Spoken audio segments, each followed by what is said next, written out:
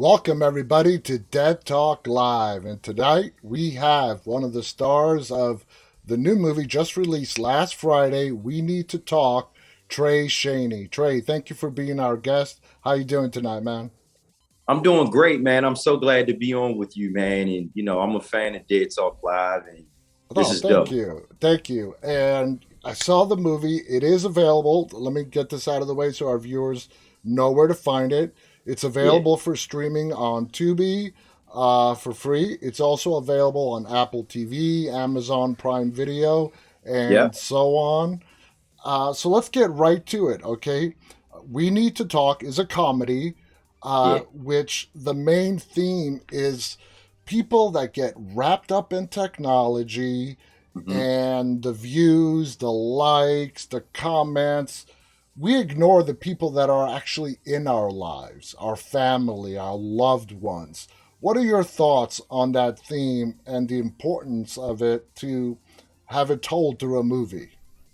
Well, like you said, man, we need to talk.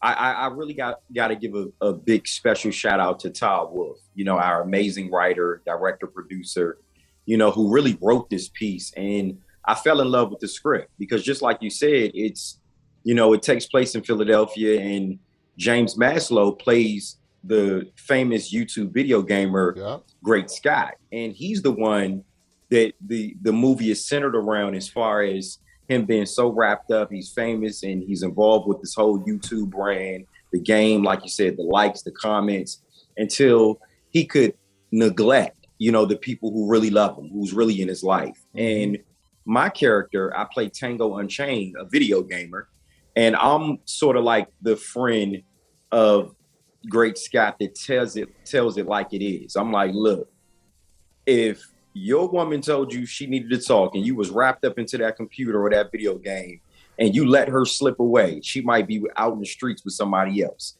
So it's it's a rom-com, but the reason why I love this so much is because it has some heart. It It's does. really, it has drama parts in it where you could get emotional watching it. Like, for instance, when everything's come crashing down on Scott and Mm-hmm. people start unsubscribing, and I feel like what you mentioned in the beginning, as far as the importance, we do as human beings have to have a balance when it comes to what we do in our careers versus our personal life Oh, with yeah. with our family, our loved ones, and our friends.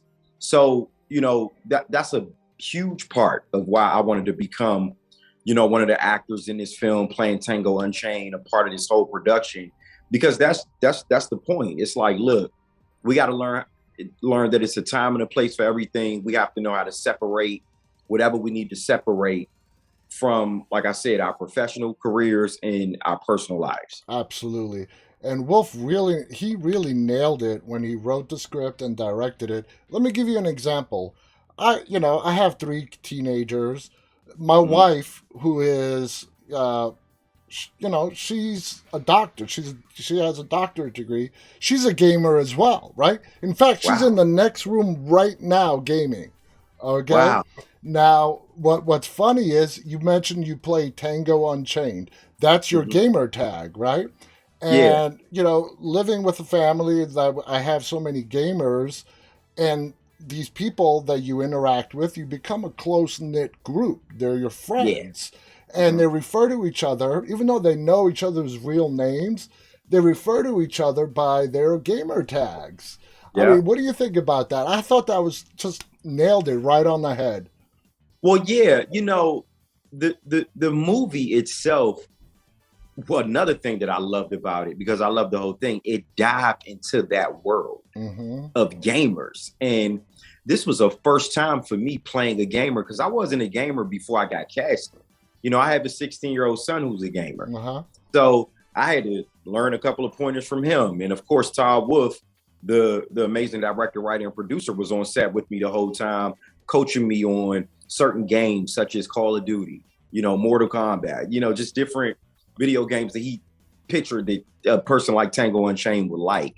And that's the whole point. Like you said, your wife is a gamer and they call each other by their handles, their Yeah. game name, whatever. And that's because they become so close knit. Mm-hmm. That's like a job when you work with certain employees for a number of years, and you kind of get to know them, and you kind of get to know their families, and you get to know what they're about, you know, and that's the connection, and that's the connection of the internet. That's the Yeah, connection of social media and technology. You could connect with people who you've never met face to face, but y'all develop a relationship that's over really, time and it's really from strong.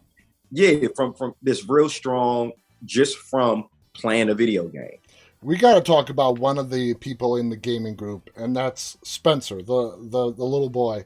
I believe that was his name, Spencer, played by Wesley. He was funny. He brought a lot of humor into this movie. When you saw the final product, when it was all cut together and everything, I mean, what did you think of Spencer's, role in the movie and his interaction with the other people in that gamer group? Um, I think the young kid that I had dialogue with, Cal. Cal. Okay, I probably got Yeah, the name confused, so I'm sorry yeah, about that. Cal, and his real name is Devin, but this kid is an amazing actor. What I felt that Todd Wolf and all the producers and the people that edited, they put this together so well because you would have thought that we were actually interacting Yeah, the whole time while we were on set, but I may have shot on a Monday. That kid probably didn't shoot until like a Thursday. So the way it was cut up and it was edited together, um, it was amazing, to watch um, how it all came together in the conversation and the dialogue, absolutely. how we all just made it flow, and that comes from people like Todd Wolf writing good content and good material. Well, let me ask you this because the majority of the movie, you are in the scenes by yourself. Yeah, Yeah. you're supposedly interacting with the other gamers, but you're not. How difficult was that for you as an actor to pull it off? Talking to people that are not there, imaginary, you have to come up with the dialogue in your mind. And how instrumental was Todd in helping you walk through those scenes? Well, you just actually just hit it on the nose. Todd was right there, and Todd knows that script from top to bottom. And he actually walked me through by him playing all of the other characters Wow. off screen behind the camera while I was in front of the camera doing my thing as an actor. For me, it wasn't necessarily a challenge because, now with everything that's going on with COVID and, the pandemic, our only way of auditioning now is just like this, Tapes. whether it's via Zoom or whether it's via self tape. So it was almost like second nature to me. Like, okay, if I was able to adapt and adjust to how I do interviews, how I do self tape auditions, then I can adjust to, if I'm in a film, if the cameras are here and here, and I'm looking at this TV, it was almost like I just had to, as an actor, I had to really adapt and adjust to, okay, in the front of me, this is a character, Exactly. even though it's a blank screen. Yeah. But then Todd was reciting the lines, Yeah. from the other character. So when you heard my dialogue, you heard a certain pace, you heard a certain flow, Yeah. and it was just like that's the power and the magic of editing and movie magic, man. Oh man, you were funny as hell. I mean, you were just Yeah, I had funny. fun. And your girlfriend, who you've never actually met face to face in Lady the fingers, movie yeah. before, and she's in the United Kingdom, and she's the only woman in the group full of guys. That was just hysterical. Now, Yeah, let me get your take on this. When your partner says we need to talk, right? yeah, And she walks out, he or she walks out of the house, and you're just left with that simmering in your mind. That's what this movie's about. yeah, Scott's girlfriend says we need to talk as she leaves for work. So once he realizes what she says, and he's left there the whole day trying to figure it out, and it just eats him apart. What are your feelings on that when your partner says we need to talk? It's like, I've been married 22 years. When I hear that, I'm like, oh boy, here we go. yeah. And I'm going on 18 years of marriage. And if I hear that we need to talk, I'm automatically, I don't want to say on guard, Hmm. but because, throughout life, when somebody says we need to talk, majority of the time, it could be bad news. And it's going to be Sometimes, serious. Yeah. yeah, it could be serious or, and I just brace myself, but at the same time, I take that very, I don't take that lightly. Like if my wife or my kids say, "Hey, we need to talk," yeah, let's get down to it now because I don't want that to simmer in my brain like Scott did, Yeah. and it basically practically drove him crazy. It did. And then when he finally got to the space of wanting to talk, he found out it really was nothing, Yeah. and it was just like, hey, I just wanted to talk about an apartment upstairs. But I think we as human beings, we have to take that serious and take that 100% into consideration when somebody in our family or loved one or even a friend says, hey, Absolutely. we need to talk, because you gotta, with everything that's going on in the world today, you never know what people want to talk about. It's so much happening. That might be the chance for you to really show up and be there for somebody. Absolutely. I completely agree. When it comes to doing comedy, in this case with We Need to Talk and Todd, the director, uh, did he give you any leeway on how to deliver some of your lines? I mean, you're a funny guy. Did he have Yeah. full faith? I mean, or was he very strict and he's like, okay, the tone has to be this way, it has to be delivered this way? What was it like with Todd behind the camera? Since I've been knowing Todd for 10 years now. Wow. I've been knowing Todd for, I want to say 10, between 10 and 12 years, because we met, in Philly on another film that I worked on called Streets. Meek Mill was the star of it. And Todd, you know, he wrote Tango Unchained for me. And I said, wow, when you get a writer that actually knows you personally, Yep. and he writes these lines, people may have thought because the lines flowed so smoothly that it was ad lib, but I tell everybody it was those words and the way those lines came off was something that I really would have said. If I'm talking trash to my friends, I mean, those were like my lines, and I was very, very impressed by how Todd just, you know, he knows me, Yeah. and he wrote Tango for me. So I was That's like, awesome. That's awesome. yeah. And I was like, wow, like, that's amazing how a director or a writer or a producer can say, that's our guy. We want him to be Tango. And I wrote this specifically for him. The movie starts off with Scott, the star of the movie, doing a of YouTube, which is the movie's version of a YouTube video, explaining to his followers he sort of dropped off the radar for the last 3 months. Okay, and the movie is told through the lens of him retelling his followers what has happened over the last 3 months, which is a great way to tell a story.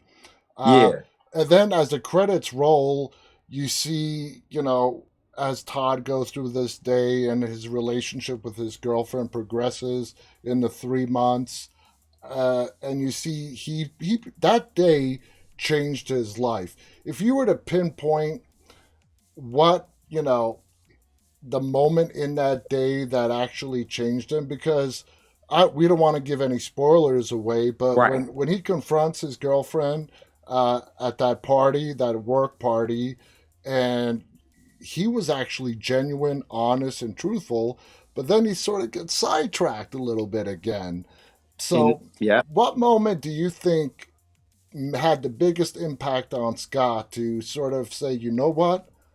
Let's cherish the people that are around us and let's not take them for granted.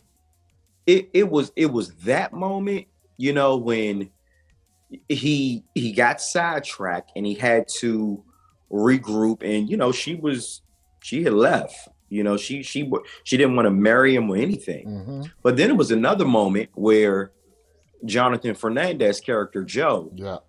when they were in the house, and he was treating him like like this guy didn't kind of like help him brand Yeah. who Great Scott was and brand the whole YouTube channel. And sometimes that can happen. We could, take for granted the people that's really there for us and doing a lot for us. And that's one thing that we shouldn't do. Absolutely. So that was one of those parts, two of those parts that I said what made me say, okay, this script has heart. And This story has a lot of heart, and this story is something that people are really going to be able to relate to.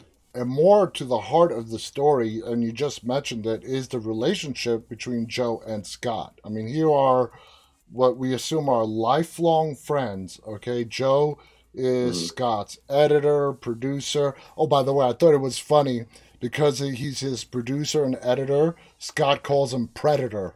Yeah, That was hysterical. But, yeah, we see these two people, and the moment that they have, the real moment when Joe tells Scott, I could be making more money doing this, but I'm doing this with you because I believe in it. That's another real moment right there that should not be taken for yeah. granted. When you were watching the film and you saw the interaction between the characters of Scott and Joe, what did you think of their relationship? Um, I, my thoughts were Joe had always been there for him, and those are the type of friends that you definitely need in your life that you definitely can't take advantage of. Yeah, I have friends like that to this day that you know that will stand out in the rain, sleet, or snow with me when it comes to my product. I have a website that I run, ChaneyWay.com, that sells merchandise, and for a while we had to stand on the corners of Washington D.C., which is where I'm originally from, Forestville, Maryland, and sell just down the our road merch. from me. Well, I'm just outside DC in Northern Virginia. Oh, amazing! Yeah, Yeah, I'm from Forestville, originally from Washington D.C. I live in Atlanta now, but yeah, we when I had to rebrand myself and I had to actually sell merch out the trunk of my car, I had a friend, Torrance Hall, who reminded me of Joe, yeah, and those are the type of people that you got to have around because those people they know you and yeah. they know what you need and they know what can elevate and take your career to the next level.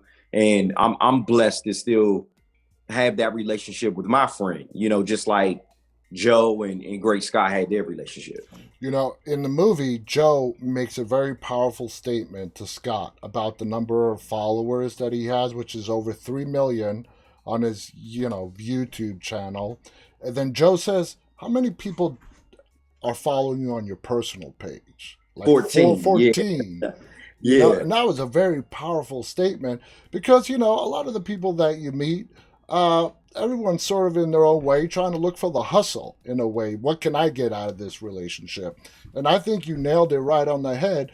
The people that will, be out there in the sleet rain for you when you really need them, those are the real people in your life. Those are the ones that are your true friends. So you nailed it right there, right on the head. yeah, Now let's talk in the little bit of time we have left. You're wearing that awesome hoodie, The Wire.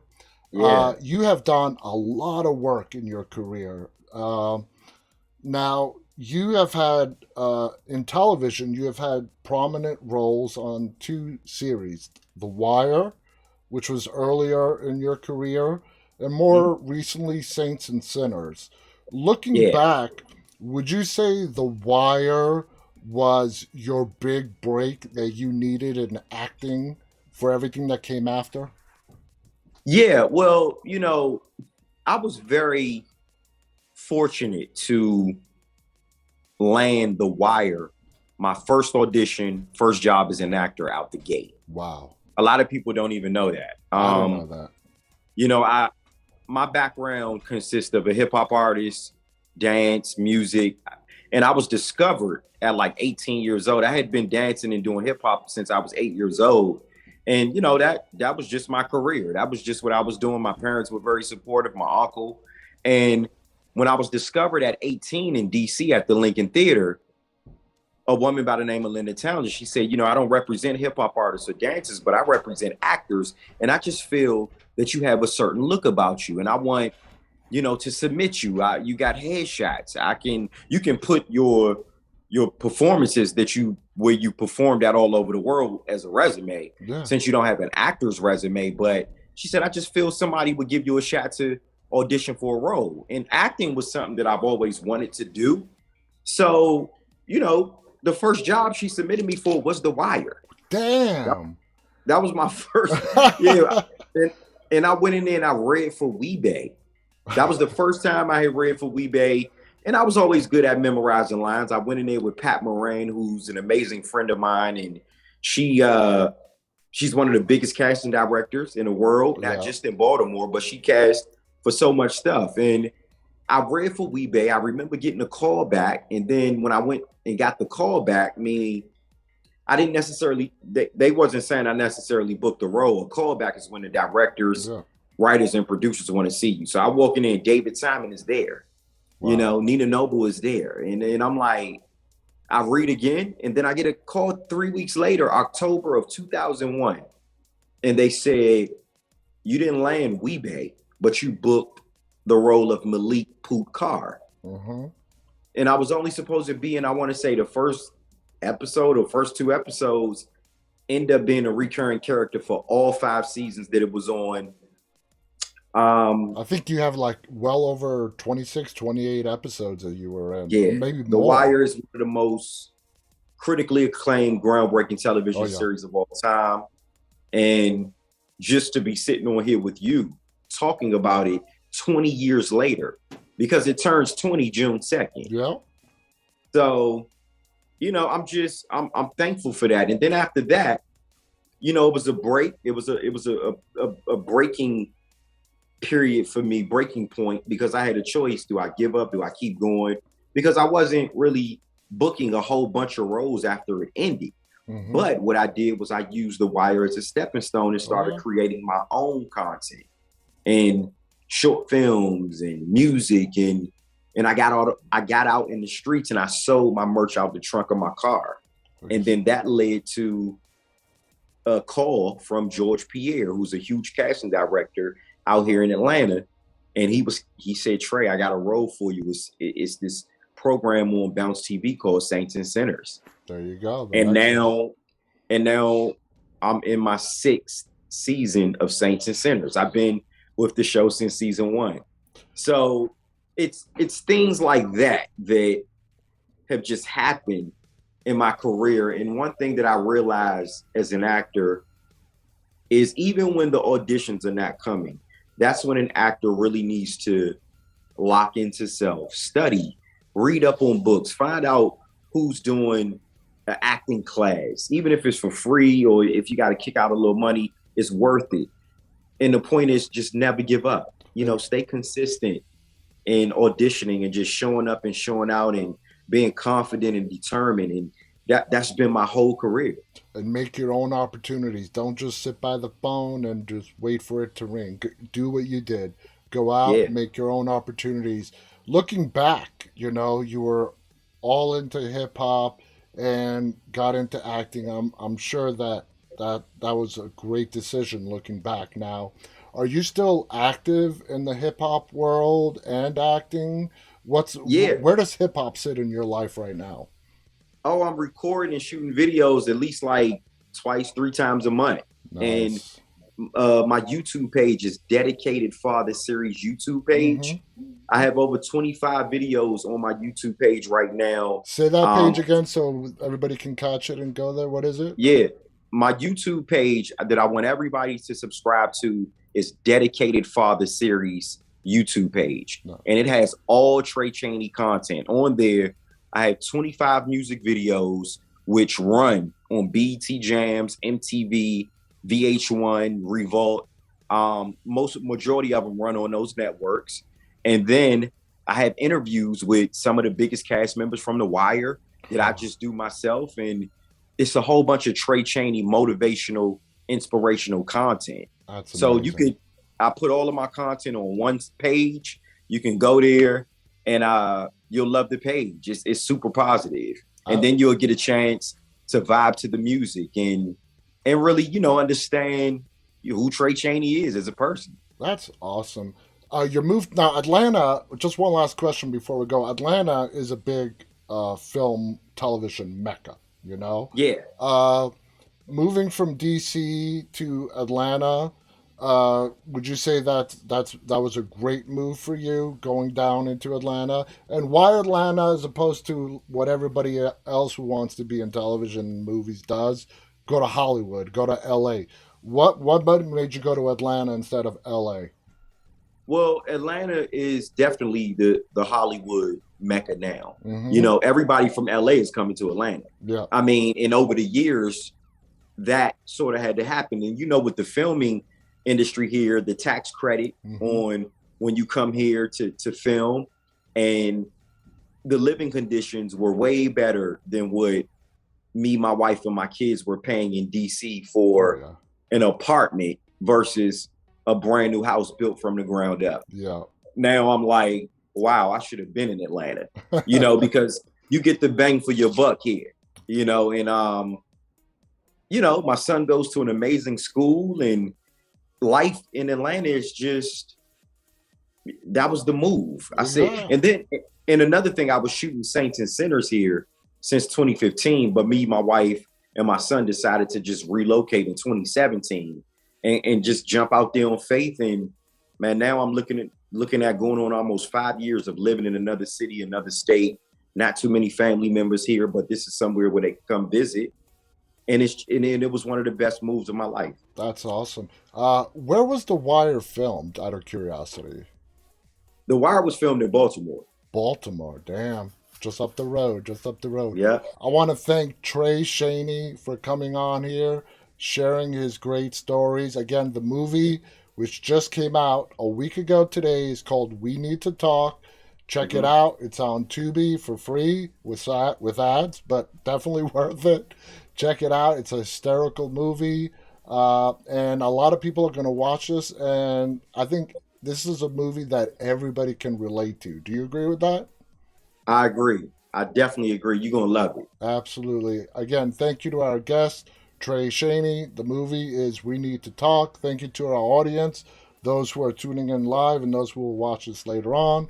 On behalf Yeah. of Trey and myself, stay safe and stay walking. Good night, everybody. Thank you.